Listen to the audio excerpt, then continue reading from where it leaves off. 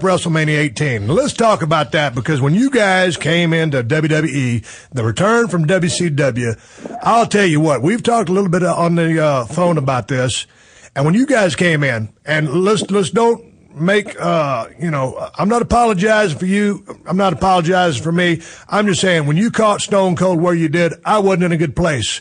The angle was what it was. What kind of shape were you in when you came back? Because weren't you at the time on some Ativan or Antabuse?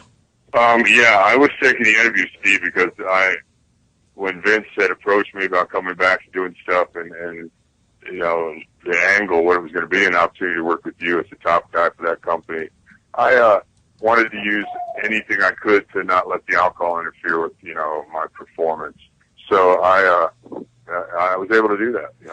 I remember one time, I don't know where we were filming, it might have been Chicago, somewhere after TV when we were in the beer cooler, and I was your prisoner, take to a chair, and I don't know, I think I fell on the floor, and man, like the chair fell over, and I was laying in the back with all that beer, and the Antabuse was heavy, but at that time I needed any crutch I could to make it along. Yeah, I wasn't in very good, what was happening for me outside the ring at that time wasn't that positive, so I think it might have been impacting my professional life as well. But didn't that beer... And like you mentioned earlier, I think maybe if we'd had the chance to BS like we are now, maybe we would have, it might have served us better for, a good match. But I thought, I'll still stand by that match.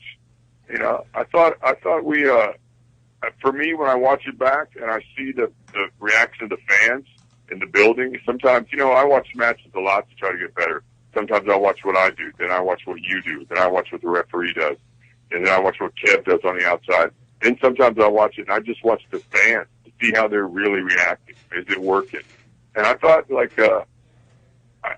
to remember where we were on the card. It's a big show. It's a big arena. You got to work. I feel you got to work different in those kind of things. They'd already seen all the tickles and the tackles and the arm drags and stuff. I don't think that's what people wanted from our match at that spot on the card. We were an advertised angle. I just wanted you to open up that whoop ass, and I believe you did.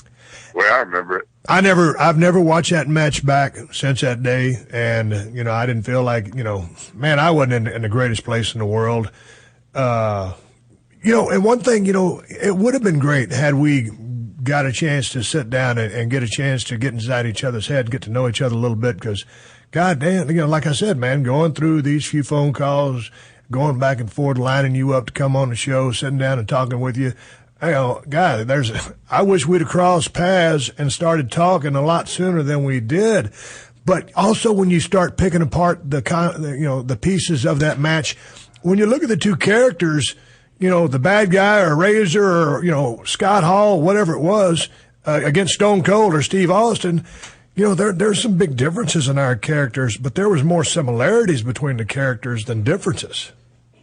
Yeah, I agree, Steve.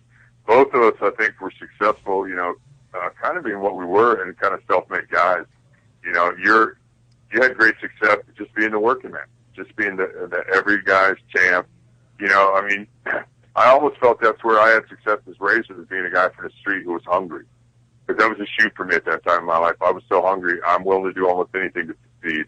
Then the whole NWO attitude was kind of an outlaw thing, like for everybody who wanted to ever tell their boss where to stick it. We're your guys. And, obviously, with your Austin 316 run early on and that whole thing against, you against them, we were similar more than we were different, I would think, in the fans' mind.